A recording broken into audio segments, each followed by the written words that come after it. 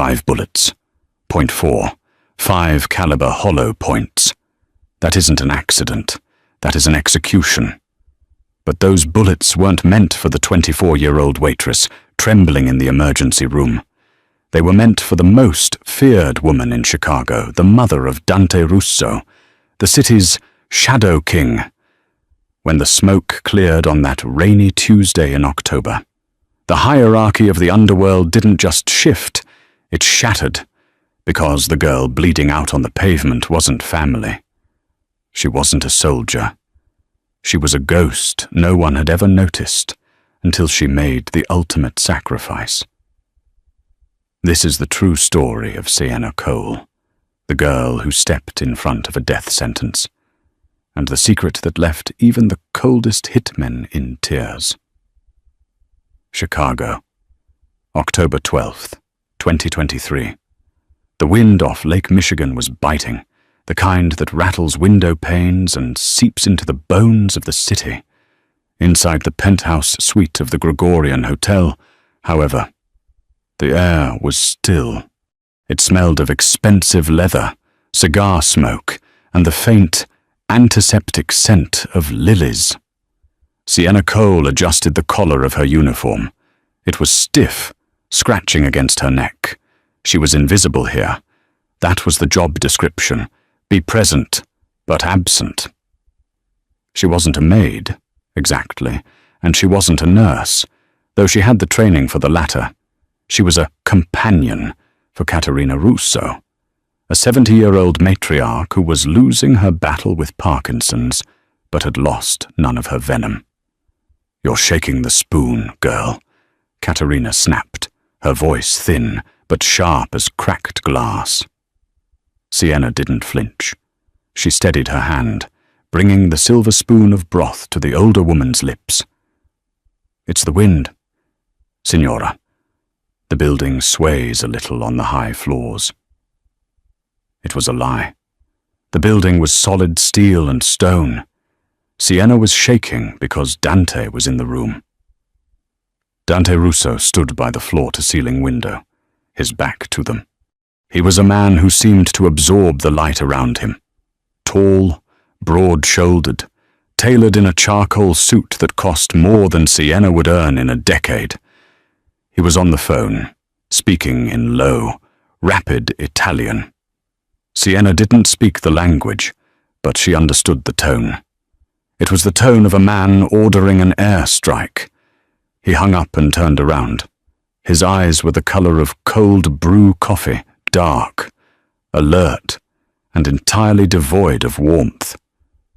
He didn't look at Sienna. He rarely did. To him, she was furniture, a utility. "Mother," Dante said, walking over to the bedside. "We are moving you to the estate tonight. The city isn't safe." Caterina pushed the spoon away, splattering broth on Sienna's white apron. Sienna immediately dabbed it with a napkin, her movements precise and practiced. "I am not leaving my home because a few Bratva dogs are barking," Caterina hissed. "Your father built this city, and I am trying to keep you alive in it," Dante replied, his voice flat. He finally glanced at Sienna. It was a cursory check, like looking at a clock on the wall. "Pack her things.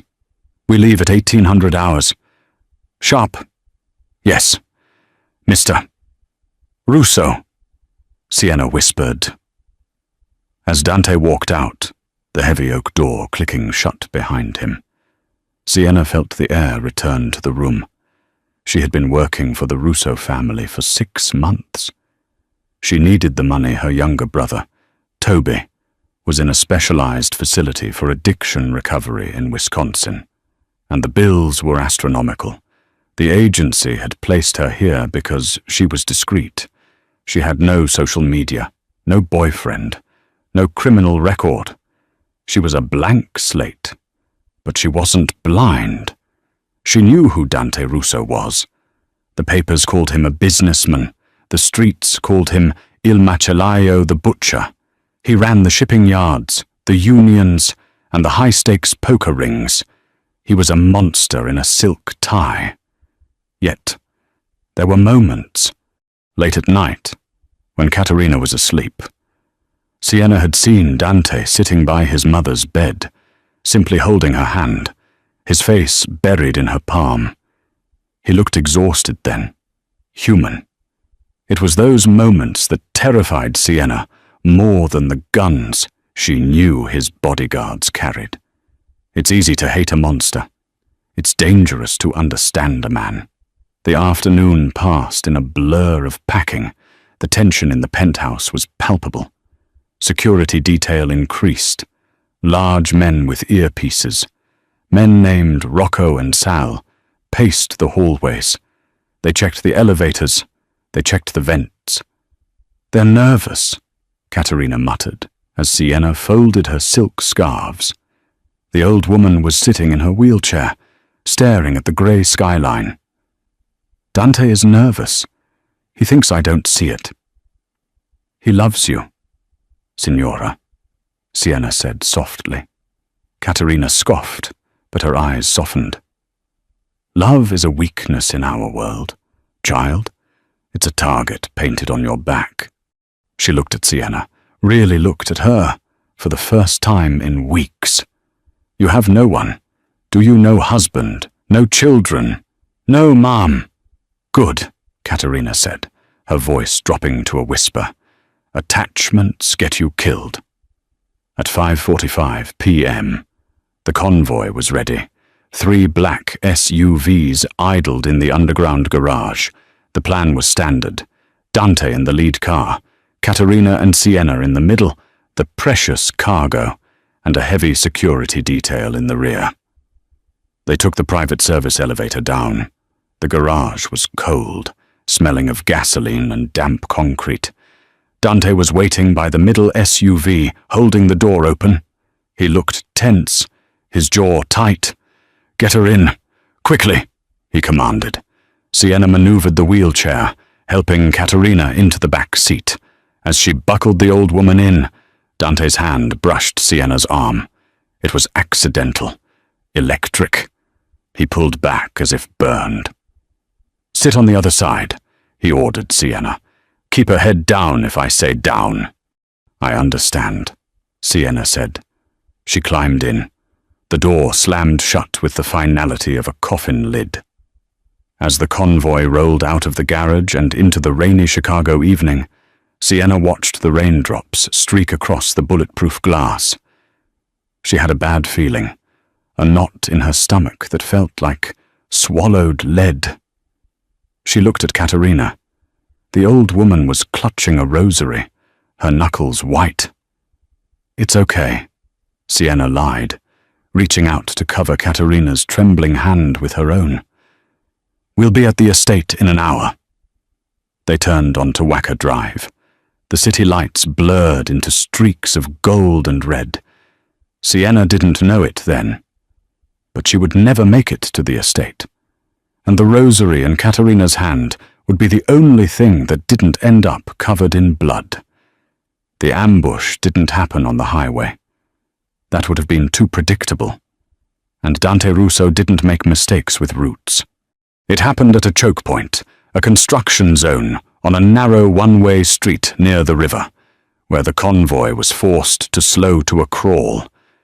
It was 6:12 p.m. Sienna was looking out the window at a homeless man pushing a cart when the world exploded. The lead SUV, the one Dante was in, hit a pressure plate mine concealed under a steel road plate. The explosion was deafening, a concussive wave that lifted the heavy armored vehicle 3 feet into the air before slamming it down on its side. "Dante!" Caterina screamed, a sound so raw it tore at Sienna's heart. "Stay down!" Sienna shouted, unbuckling her seatbelt and throwing herself over the old woman's lap. Chaos erupted. The rear SUV was rammed by a garbage truck that swerved out of an alley, pinning the security team against the concrete barrier. Then came the gunfire. It was rhythmic, precise. Automatic rifles. The sound of bullets hammering against the bulletproof glass of their SUV was like hail on a tin roof. Thwack, Thwack, thwack. Spiderwebs of white cracks appeared on the windows, but they held. "Driver, get us out of here," Sienna yelled at the front, but the driver, a man named Enzo, was slumped over the wheel. A single high-caliber round had punched through the windshield's weak point, the seam near the frame. He was gone. They were sitting ducks. Sienna looked up.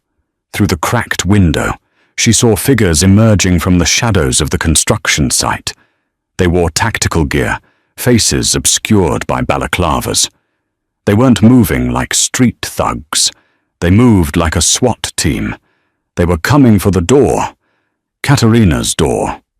Sienna's mind went blank. Fear, usually a paralyzing cold, turned into a strange, white-hot clarity. She looked at Katerina. The woman who had scolded her for shaking a spoon was now a sobbing mess, calling out for her son, Dante. Sienna glanced at the overturned lead vehicle. Smoke was pouring from the hood. The driver's side door was kicked open. Dante crawled out.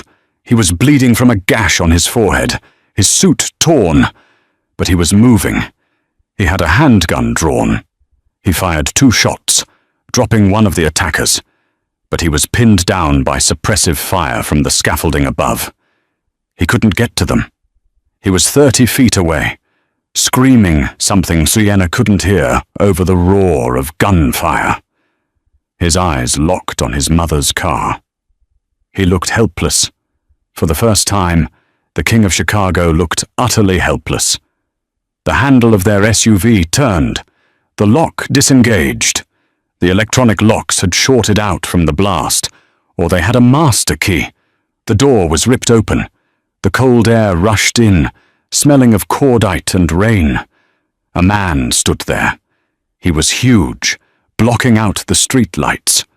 He raised a suppressed submachine gun, leveling it directly at Katerina's chest. There was no time to think, no time to calculate. Katerina froze, staring down the barrel. Sienna didn't freeze. In that fraction of a second, Sienna didn't think about her brother in rehab. She didn't think about her empty apartment or her unpaid bills. She saw the gun. She saw the old woman. She saw Dante, 30 feet away, roaring in silent agony as he tried to run toward them through a hail of bullets. Sienna lunged. She threw her body across the back seat, shielding Katerina completely, turning her back to the open door. Pop, pop, pop, pop, pop. It didn't feel like pain at first. It felt like being punched by a heavyweight boxer. 5 distinct impacts. 1 in the right shoulder, 1 in the lower back, near the spine, 2 in the ribs, 1 piercing the left lung. The force of the bullets slammed Sienna against Katerina. The old woman screamed, but Sienna couldn't hear her anymore. Her ears were ringing with a high-pitched whine. She slid down, her body going oddly limp. She hit the floor mat of the SUV. The shooter paused, perhaps surprised that the target was covered, or perhaps out of ammunition. That pause was his last mistake. Dante Russo was there. He didn't run. He collided with the gunman like a freight train. There was a sickening crunch of bone as Dante slammed the assassin against the doorframe. He didn't use his gun. He used a combat knife, driving it into the man's neck with a primal roar of rage. The gunman fell. Silence seemed to rush back into the street, heavy and suffocating. The remaining attackers were fleeing, sirens wailing in the distance. Dante ripped the rear door fully open. "Mama, mama!" he shouted, his voice cracking. Katerina was covered in blood, but she was shaking her head, sobbing, pointing down. "Not me. Dante. Not me. It's the girl, it's Sienna." Dante looked down. Sienna was curled on the floorboards, her white uniform now a deep, glistening crimson. Her breath was coming in wet, bubbling gasps. Pink froth was forming on her lips. Dante froze. The man who had cut throats without blinking, the man who had ordered hits over dinner, felt his stomach drop out of his body. He fell to his knees on the wet asphalt, reaching inside. "Sienna," he said. His voice was trembling. He grabbed her, pulling her upper body out of the car, cradling her against his chest. Her blood immediately soaked into his ruined shirt. It was warm. Too warm. "Look at me," he commanded, but the authority was gone. It was a plea. "Look at me, Sienna." Her eyes fluttered open. They were hazy, unfocused. She looked up at the rain falling from the dark sky. Then her eyes found his face. She tried to speak, but only a gurgle of blood came out. She lifted a hand, her fingers trembling violently, and brushed the spot on his forehead where he was bleeding. "You're okay," she whispered. The words were barely audible. "She's okay. She's fine. You saved her. You saved her. Sienna." Dante pressed his hand over the wound in her chest, trying to stem the flow. The blood pushed through his fingers, relentless and hot. "Stay with me. Do you hear me? That is an order. Stay with me." Sienna smiled. It was a faint ghost of a smile. "No more shaking spoon," she breathed.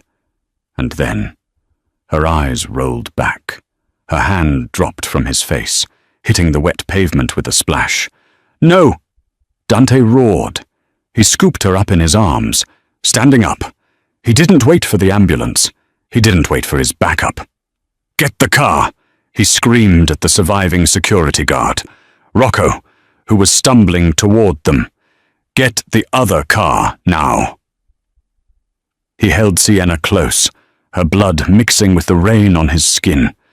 He looked down at her pale, still face. She looked so small, so fragile. "Don't you die on me," he whispered into her hair, a tear leaking from his eye, the first tear Dante Russo had shed in 20 years. "I don't even know you. Don't you dare die before I know you."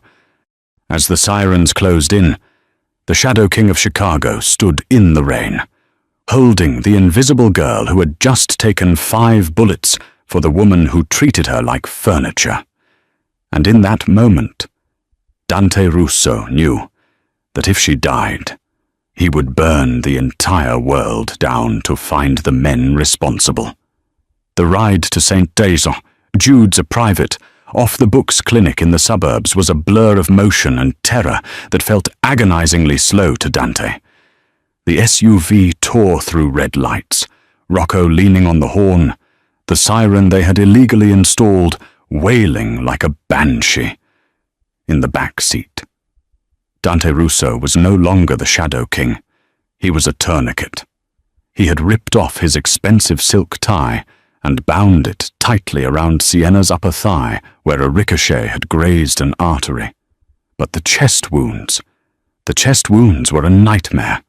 Every time the car hit a bump, Sienna made a small, wet sound that sounded like a drowning kitten. It made Dante's blood run cold. "Stay with me," he growled, his hand pressed over the worst of the holes, just below her heart. The blood was hot, sticky, and endless. It coated his hands, his cuffs, his soul. "Rocco, if you don't get us there in 3 minutes, I will put a bullet in your head myself." "We're here! Boss! We're here!" Rocco screamed, drifting the heavy SUV into the ambulance bay of the clinic. The doors flew open before the car even stopped. Dr. Aris, a Greek surgeon who had patched up more Russo soldiers than he could count, was waiting with a gurney and a team of 4 nurses. They knew the protocol. No questions, no police, just save the life. Dante didn't wait for them to lift her. He carried her out, placing her onto the stretcher himself. Her head lolled back, her skin the color of ash. She looked dead. She looked so agonizingly dead. Gunshot wounds. 5 count, Dante barked, running alongside the gurney as they rushed her through the double doors. Chest, abdomen, shoulder. Possible spinal involvement. She's losing blood fast. Doctor. Aris shone a pen light into Sienna's eyes. Pupils are sluggish. Get her to trauma 1. Prep the OR. I need 4 units of O negative. Stat. He looked at Dante, stopping him at the swinging doors of the surgical wing. Dante, you stop here. I am coming in, Dante said, his voice a low rumble. He was covered in her blood. He looked like a demon rising from hell. You are not, Aris said firmly, putting a hand on Dante's chest. You are not sterile, and you are in shock. If you come in, you compromise the field. Do you want her to die? Dante froze. The question hung in the air, heavy and absolute. Save her, Dante whispered, gripping the doctor's scrub top. If she dies, Aris, if she dies, burn this building down with me inside it. Go wash up, Dante. The doors swung shut, cutting off the view of Sienna's pale hand, hanging off the side of the gurney. Dante stood there for a long time, staring at the brushed metal of the doors. The adrenaline began to crash, replaced by a shaking that started in his hands and took over his entire body. He looked down at himself. His charcoal suit was ruined. His white shirt was red. He turned and walked mechanically toward the waiting room. It was a sterile, private lounge designed for high-end clientele. Leather chairs, espresso machine, muted TV. Katerina was there. His mother was sitting in a wheelchair, a blanket draped over her shoulders. A nurse was cleaning a cut on her cheek.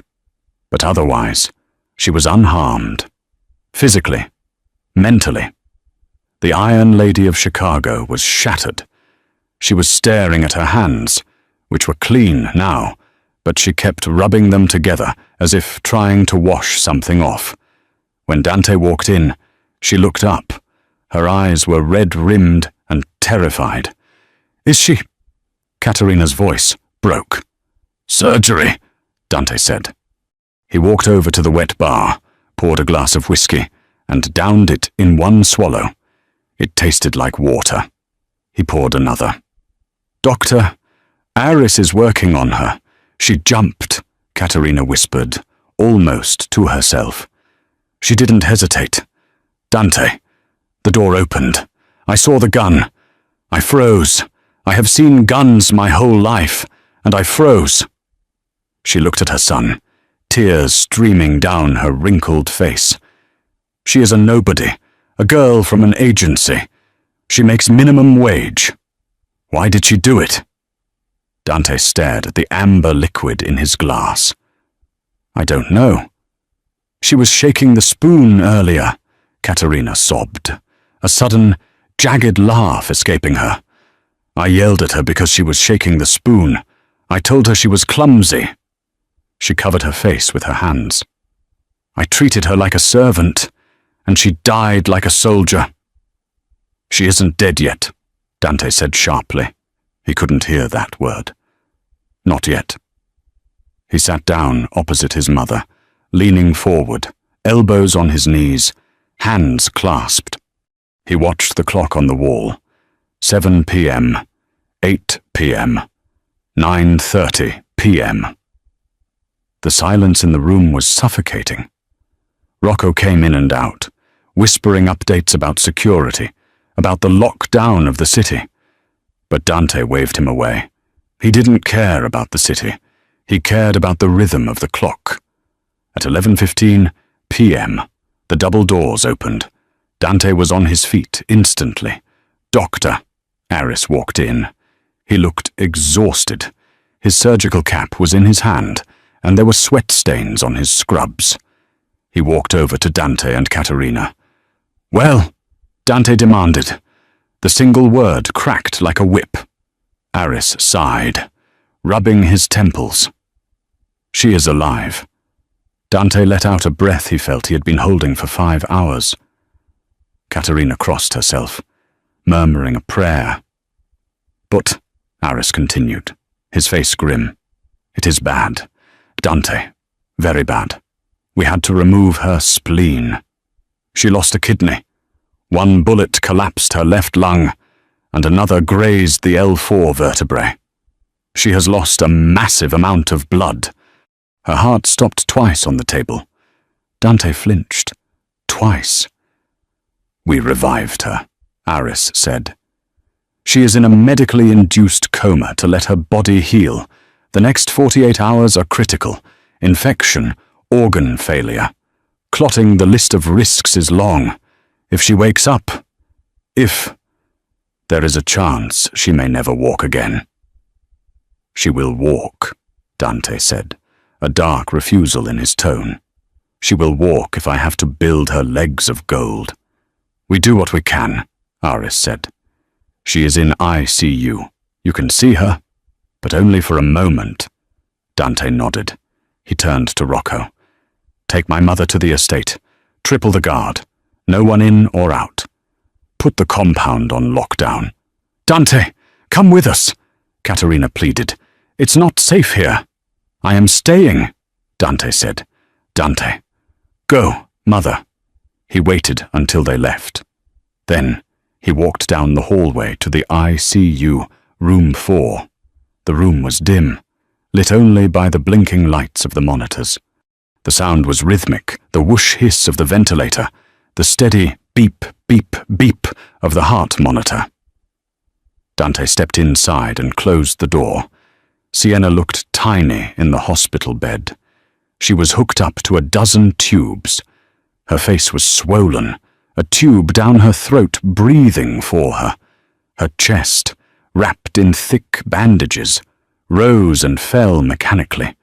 Her skin was so translucent he could see the blue veins beneath it. She didn't look like the girl who had blended into the background of his penthouse. She looked like a broken angel.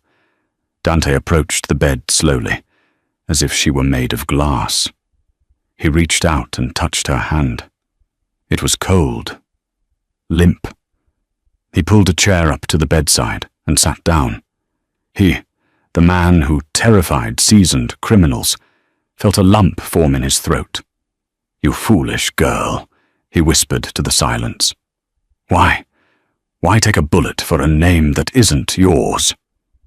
He looked at her face, studying the curve of her jaw, the dark lashes against her pale cheek. He realized he didn't even know the color of her eyes. Brown hazel. He noticed her hands. They were rough, not the soft, manicured hands of the women he usually dated. These were working hands, calloused fingertips, short nails, a small burn scar on the thumb. I don't know who you are. Sienna Cole, Dante said, his voice low and dangerous, a promise made to the universe. But you are under my protection now, and the men who did this to you. He gently squeezed her cold fingers. They are going to wish they had died in that car. Dante didn't sleep. He sat there, holding her hand, watching the monitor, waiting for the sun to rise on a city that was about to bleed. Morning broke over Chicago, gray and dismal, matching the mood inside the Russo stronghold. But Dante wasn't at the stronghold. He was still at the clinic, shaving in the small bathroom of Sienna's recovery room. He had had fresh clothes brought to him, a black tactical suit, more fitting for war than a boardroom. Sienna hadn't moved. The machines kept breathing for her. At 8:00 a.m., Rocco entered the room. He looked nervous. Boss, we got something.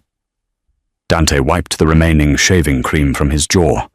He looked at his reflection. His eyes were hard, the golden flecks in the brown buried under layers of ice. Talk. We found the driver of the garbage truck. He bailed before the shooting started, tried to hide in a motel in Gary, Indiana. Our boys picked him up an hour ago. Is he at the warehouse? Yes, sir. He's eager to talk. especially after Sal introduced him to the bolt cutters. Dante nodded. He walked out of the bathroom and went to Sienna's bedside. He leaned down, close to her ear. "I have to go," he whispered. "I have to go handle business, but I will be back. Fight, Sienna. You fight." He left 2 armed guards at her door, men he trusted with his life, and exited the clinic. The warehouse was a soundproofed meatpacking facility in the meatpacking district, a relic of the old days. It smelled of bleach and iron. The driver, a low-level thug named Mickey the Rat, was tied to a chair in the center of the room. He was already in bad shape. His face was swollen, and he was weeping. Dante walked in. He didn't yell. He didn't pick up a weapon. He simply pulled up a metal chair and sat directly in front of Mickey. He crossed his legs and adjusted his cuffs. "Mickey," Dante said softly. The man flinched as if struck. "Mr. Russo, I swear to God, I didn't know it was your mother. They just told me to block the convoy. They said it was a heist." "Who are they?" Dante asked. "I don't know names. It was a text, an encrypted app. They paid in crypto." Dante sighed. He stood up and walked to a table where a variety of tools were laid out. He picked up a heavy wrench, weighing it in his hand. "Mickey, you blocked my mother's car. You trapped her. And a girl, an innocent girl, is currently breathing through a tube because of you." Dante turned, his face void of emotion. "You are going to tell me something better than it was an app?" "It was the Irishman's crew," Mickey screamed, straining against the ropes. "I saw the guy who paid the drop. He had a shamrock tattoo on his neck. It was O'Malley's Lieutenant Finnegan. It was Finnegan." Dante paused. The O'Malley Syndicate. The Irish mob had been quiet for years, adhering to the truce Dante's father had brokered. If they broke it, this wasn't a skirmish. It was a declaration of war. "Finnegan," Dante repeated. "Are you sure?" "Yes, yes. I swear on my mother's life." Dante looked at Rocco. "Dispose of him." "Wait, no! I told you!" Mickey screamed as Dante turned his back. "You told me what you knew," Dante said, walking toward the exit as the screams intensified behind him. "But you touched my family. There is no currency that buys forgiveness for that." Dante sat in the back of his armored car, rubbing his temples. The O'Malleys. It made sense, in a twisted way. They wanted the port access Dante controlled, but to hit his mother, that was desperate or personal. "Boss, where to the estate?" Rocco asked from the front seat. "No," Dante said. He pulled a file folder out of his briefcase. It was the personnel file for Sienna Cole. He had ordered it the moment the shooting stopped. "Go to 42B Cicero Avenue." Rocco looked in the rearview mirror, confused. "Cicero, that's not a good neighborhood." "Boss." "It's her address," Dante said. He needed to know who she was. He needed to understand the stranger who had saved his world. The building was a crumbling brick tenement on the south side. The hallway smelled of boiled cabbage and stale cigarettes. Graffiti covered the peeling wallpaper. Dante, flanked by 2 guards, walked up the 3 flights of stairs.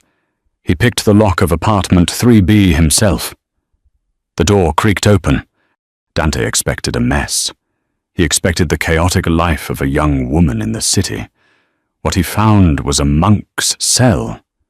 The apartment was spotlessly clean, but completely bare. There was a thin mattress on the floor in the corner, neatly made. A small table with 1 chair, a kitchenette with no food on the counters. It was freezing. Dante checked the radiator. It was turned off. In October, he walked into the room, his expensive Italian leather shoes clicking on the worn linoleum. He opened the refrigerator. a half-empty carton of milk, a jar of peanut butter, 3 apples. That was it. Jesus, Rocco muttered from the doorway. She was living like this. Dante felt a strange twisting in his gut. He paid his staff well. Sienna's salary should have been enough for a decent apartment, heat, and food. Where was the money going? He walked over to the small table. There was a neat stack of envelopes. He picked them up. They were bills, but not for her. Oak Creek Recovery Center.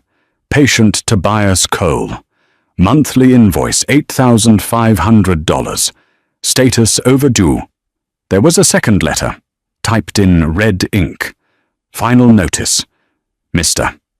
Cole will be discharged on October 15th if the outstanding balance of $12,000 is not paid in full.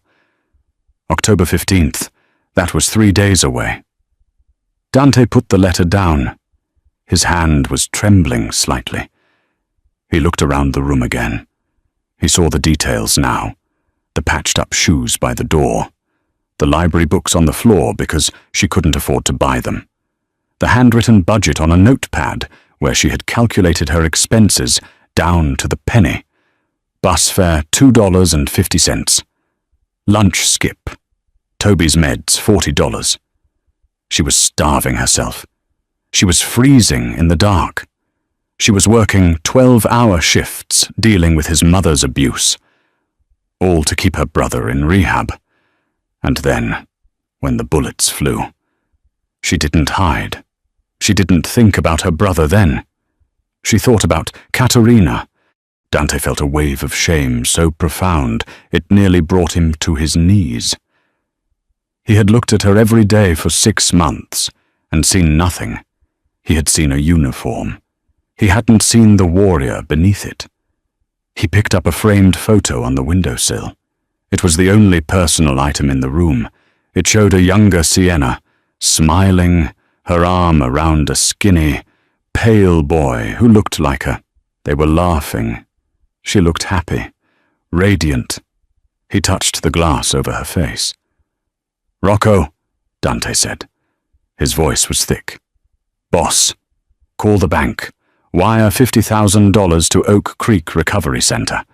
Tell them Tobias Cole's treatment is paid for the next year, and tell them if they ever send a threatening letter to this family again, I will buy the facility and fire everyone in it." "Done," Rocco said, typing on his phone. "Then call the real estate manager. Have the penthouse at the marina prepped, the one with the view of the lake." "For who?" "Boss."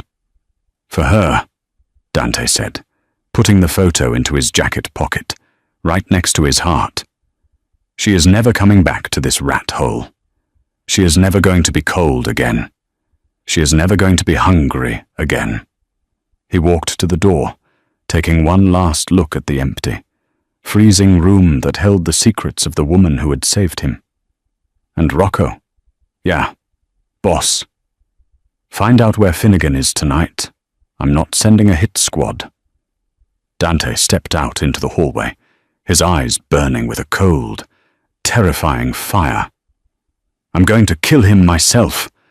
The first thing Sienna Cole felt was not pain, but thirst, a dry, scraping thirst that felt like she had swallowed a handful of desert sand. She tried to swallow, but something hard and plastic was in her throat. Panic, sharp and immediate, flared in her chest. She tried to sit up. Her body didn't move. It screamed. A fire hot, white, and blinding erupted in her torso, radiating from her chest to her hip. The monitor beside her exploded into a frantic, high-pitched alarm. "Easy, easy, Sienna. Do not move." The voice was deep, rough, and strangely familiar. A large, warm hand covered hers, pressing it gently back onto the mattress. Sienna blinked, her eyelids feeling like lead weights. The harsh fluorescent lights of the ICU burned her retinas. Slowly, the blur resolved into a face, Dante Russo. But not the Dante Russo she knew, not the immaculate, cold statue in the charcoal suit. This Dante looked like he had been to war. His jaw was covered in heavy stubble. His eyes were bloodshot, rimmed with dark circles that spoke of days without sleep. He was wearing a wrinkled black t-shirt, and most shocking of all, he was holding her hand with a desperation that terrified her. "Wah!" She tried to speak around the tube. "Water, no. Not yet. The tube has to come out first," Dante said. He looked over his shoulder. "Nurse, she's awake. Get Aris in here now." The next hour was a haze of doctors, bright lights, and the sickening sensation of the extubation. When the tube finally slid out, Sienna retched, her abdominal muscles contracting in agony. Dante was there instantly, supporting her head, wiping her mouth with a cool cloth. "Breathe," he commanded softly. "Just breathe." When the room finally cleared, leaving only the rhythmic beep-beep of the heart monitor, Sienna slumped back against the pillows. She felt hollowed out, broken. She turned her head slowly to look at him. He was sitting in a plastic chair pulled right up to the bed rails, his elbows on his knees, his hands clasped tight. "Mrs. Russo," Sienna whispered. Her voice was a ruin, a rasp of sandpaper. Dante closed his eyes for a second, a muscle in his jaw jumping. "She's at the estate. She's safe. Not a scratch on her." Sienna let out a breath, her eyes fluttering shut. "Good. That's good. Good." Dante's voice rose, cracking slightly. "You took 5 bullets. Sienna, you lost your spleen. A kidney. You died on that table twice. And your first question is about the woman who yelled at you for shaking a spoon." Sienna opened her eyes. She saw the anger in his face, but she realized with a jolt that it wasn't directed at her. It was fear, pure, unadulterated fear, masked as rage. "It was my job," she whispered. "No!" Dante growled, leaning in close, his dark eyes boring into hers. "Your job was to pour tea and read books. Your job was not to be a human shield." "I didn't think," she admitted. "I just saw the gun." "You saved her life," Dante said, his voice dropping to a reverence she had never heard before. "You saved my mother. You saved the only thing in this world I care about." He paused, looking down at her battered hand. "Until now." Sienna's heart skipped a beat, the monitor speeding up in betrayal. "Beep, beep, beep." "My brother," she rasped, panic suddenly gripping her again. "Toby. The facility. If I missed work, the payment. Tuesday was the deadline. They'll kick him out." She tried to push herself up, ignoring the agony. "I have to call them. I have to." "Sienna, stop," Dante said firmly, putting his hands on her shoulders. "It's handled." She froze. "What? Toby is fine. The facility is paid for." "I have some savings," she stammered, confused. "I can transfer. Paid in full." "Sienna," Dante cut her off. "For the next 5 years, including his therapy, his housing, and his college tuition when he gets out." Sienna stared at him, her mouth slightly open. 5 years. That's thousands of dollars. I can't pay you back. I make $18 an hour. Dante let out a humorless laugh, shaking his head. "You think I want your money? You bought that with your blood. Sienna, you bought his future with your life." He reached into his pocket and pulled out her phone. The screen was cracked. "I went to your apartment," he said quietly. Sienna felt a cold flush of shame. He had seen it. The emptiness, the poverty she tried so hard to hide, the radiator that didn't work, the peanut butter jar. "I'm sorry it's a mess," she whispered, tears pricking her eyes. I didn't have time to tidy up. Don't apologize, Dante said fiercely. Never apologize to me. I saw the letters. I saw what you were doing. You were starving yourself for him. He took her hand again, squeezing it gently. That life is over. Do you hear me? You are never going back to that apartment. You are never going to be cold again. I don't understand, she said, a tear sliding down her cheek. Why are you here?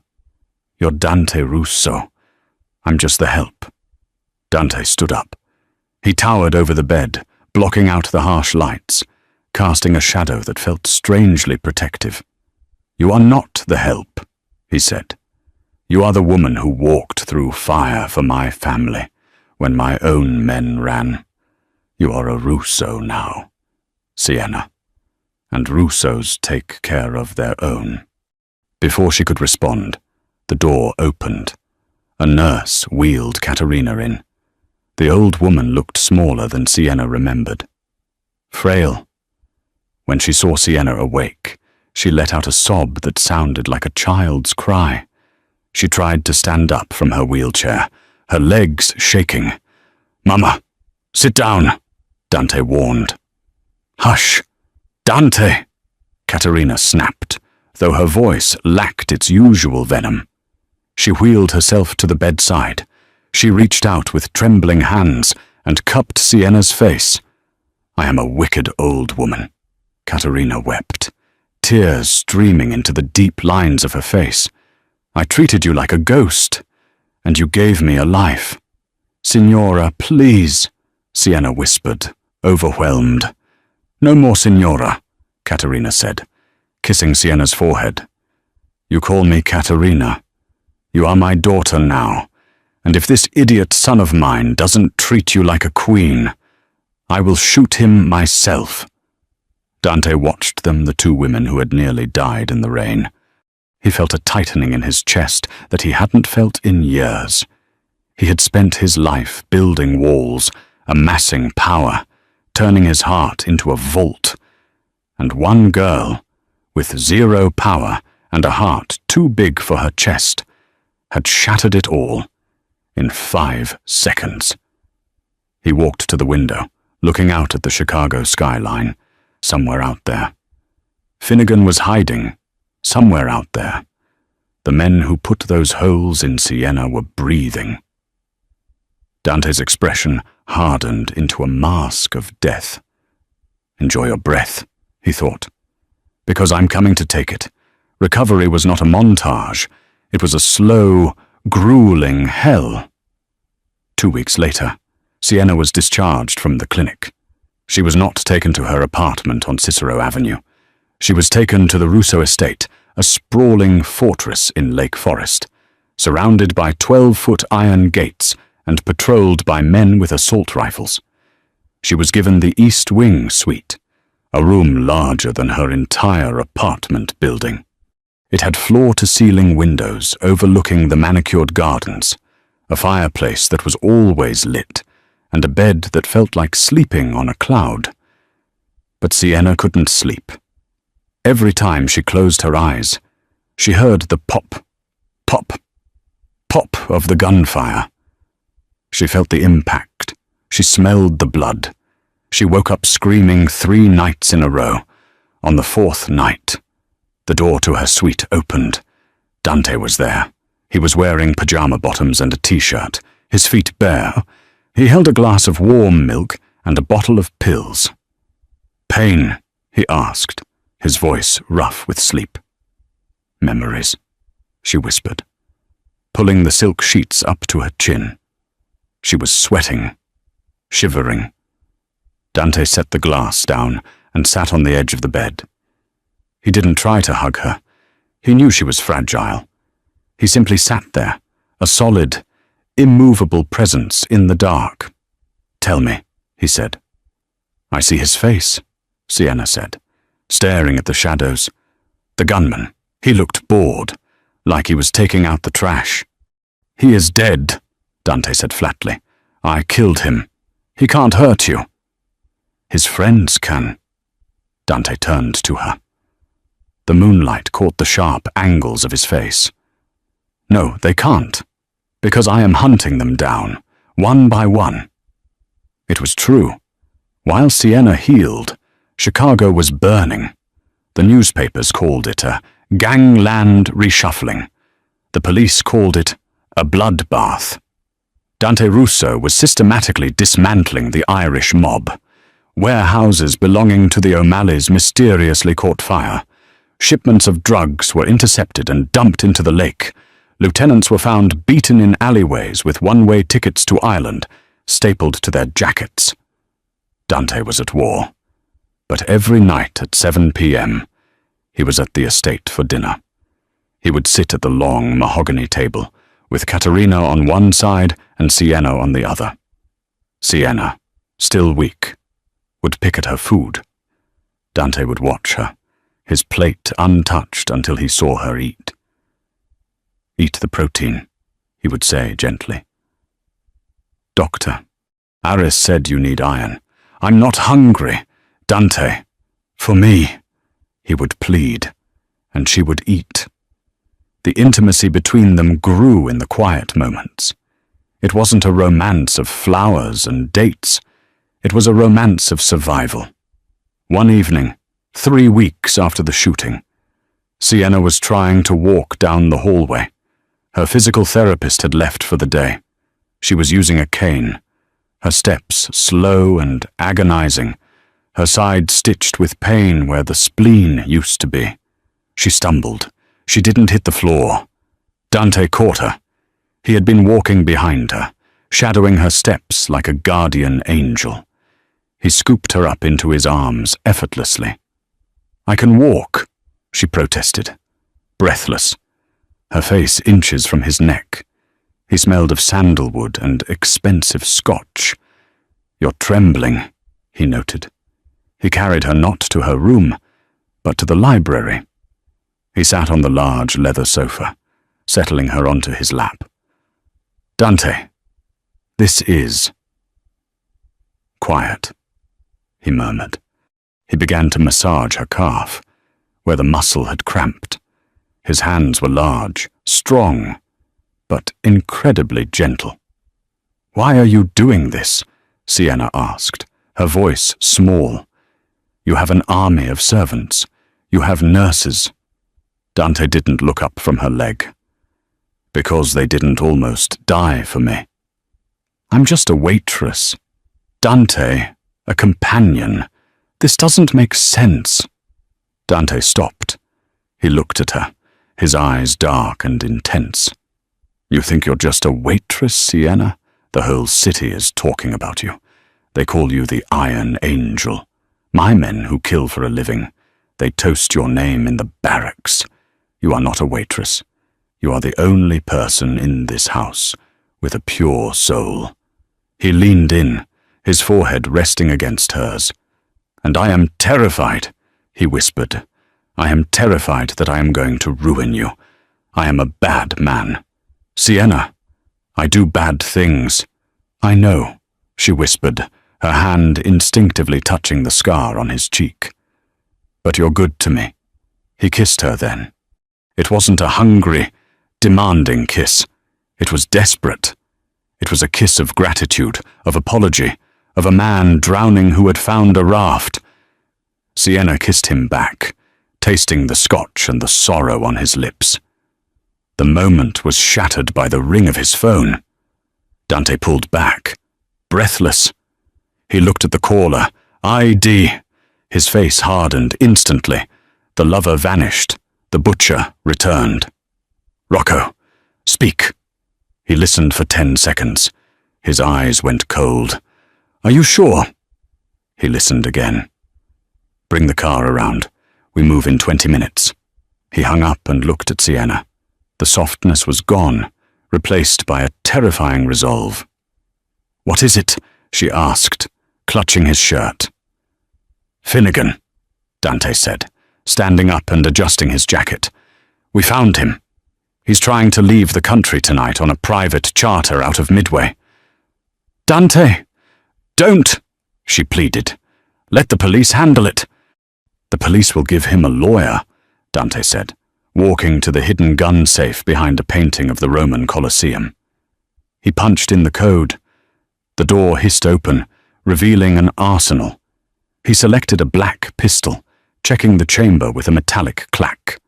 "I am going to give him a grave." He turned to her. "Stay in this room. Rocco has the perimeter. Do not open the door for anyone but me." "Dante." He walked out. The door clicked shut. The lock engaged. Sienna sat alone in the library, the taste of his kiss still on her lips, listening to the sound of engines roaring to life in the driveway. The war of roses was over. The slaughter was about to begin. The grandfather clock in the library chimed midnight, the sound echoing through the strangely silent Russo estate. Sienna paced the hardwood floor, her cane clicking rhythmically.